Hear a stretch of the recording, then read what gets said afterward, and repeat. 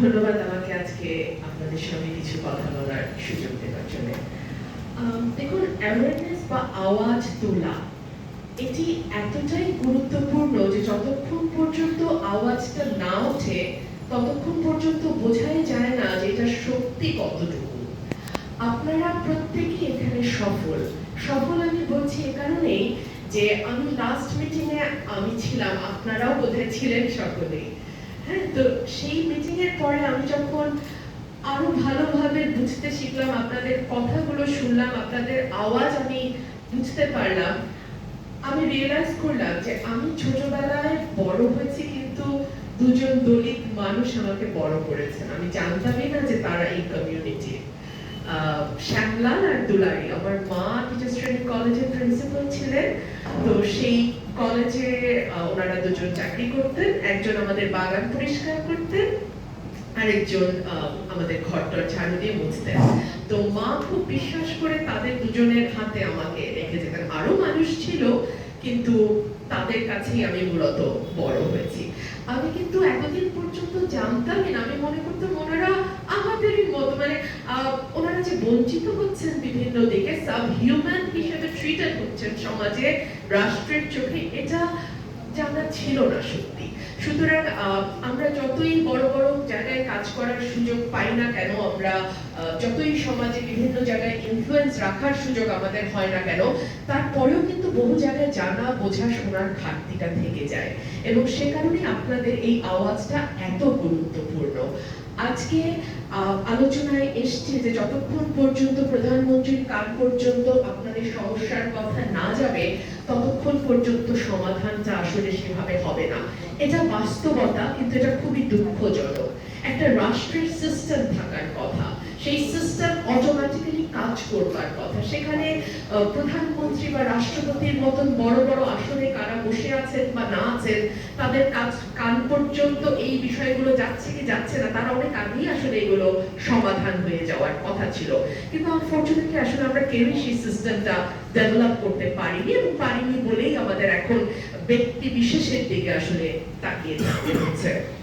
আমাদের আজকের আলোচনা থেকে যেটা খুব পরিষ্কার সেটা হচ্ছে আমাদের সরকারি সাহায্য বা গভর্নমেন্ট এইড যেমন দরকার, আমাদের প্রাইভেট সেক্টরের সাহায্য দরকার, এবং আপনারা প্রত্যেকেই কিন্তু সেই সেক্টরটাকে রিপ্রেজেন্ট করছেন। এখন একেবারে দূর পর্যন্ত, প্রান্ত পর্যন্ত এই আওয়াজটা কি করে পৌঁছানো যায়? মিডিয়ার কথা এসছে, নিশ্চিতভাবেই মিডিয়া খুব শক্তিশালী একটা রোল প্লে করতে পারে এই ক্ষেত্রে, কিন্তু মিডিয়া বা মেইনস্ট্রিম মিডিয়ার পাশাপাশি আমাদের প্রত্যেকের হাতেই কিন্তু একটা করে মিডিয়া নিয়ে আমরা ঘুরছি। সুতরাং আমরা যদি সেই মিডিয়াটা বা সামাজিক যোগাযোগ মাধ্যমটাকে কাজে লাগাই আমাদের এই বিষয়গুলোতে সচেতনতা তৈরি করতে, এই প্রান্তিক মানুষগুলোর জীবনের নানা সমস্যাকে তুলে ধরতে, এই প্রান্তিক মানুষগুলোর প্রতিদিনের চাহিদার ব্যাপারগুলো পাবলিক অ্যাওয়ারনেস তৈরি করতে, তাহলে আমার মনে হয় যে সেটা আরো দ্রুত এবং আরো সহজেই মানুষের কাছে পৌঁছানো যাবে। হ্যাঁ, মেইনস্ট্রিম মিডিয়াতে তো ডেফিনেটলি আপা যেটা বলেছেন যে তাদের সঙ্গে কথা বলা, মেইনস্ট্রিম মিডিয়ার জন্য কিছু বাজেট বরাদ্দ রাখা, সেখানে আলোচনার অনুষ্ঠানের আয়োজন করা নিশ্চয়ই, কিন্তু কয়টা মেইনস্ট্রিম মিডিয়া কতদিন আসলে এই সুযোগটা আপনাদের দেবে? তার চেয়ে বরং আমাদের হাতে যেটুকু আছে, যা অস্ত্র আছে, সেটা নিয়ে আমরা শুরু করি। অটোমেটিক্যালি যখন অ্যাওয়ারনেস একটা পর্যায়ে পার হবে তখন মেইনস্ট্রিম মিডিয়া নিজেই তার স্বার্থেই আসলে আমাদের পাশে এসে দাঁড়াবে। ককাসের জন্য আমরা কাজ করছি এবং আমরা বিশ্বাস করি খুব দ্রুতই আমরা একটা ভালো রেজাল্ট আপনাদেরকে এনে দিতে পারবো। এবং আমাদের যেটা খুশির খবর সেটা হচ্ছে আমাদের এক্স এমপি যারা আছেন, ফর্মার এমপি যারা আছেন, তাদের সঙ্গে প্রেজেন্ট এমপি যারা আছেন, আমরা আসলে একসাথে কাজ করছি। এবং এখানে দল মত নির্বিশেষে বিএনপি, জাতীয় পার্টি, আওয়ামী লীগ, সকল দল কিন্তু আপনাদের এই ব্যাপারে একমত। এই ব্যাপারে কিন্তু কারো কোনো দ্বিমত নাই। এবং আমরা খুব স্ট্রংলি বিশ্বাস করি যে সমাজের কোনো অংশকে পেছনে রেখে একটা সাস্টেইনেবল ডেভেলপমেন্ট করা, একটা টেকসই উন্নয়নের দিকে যাওয়া কোনোভাবেই সম্ভব নয়।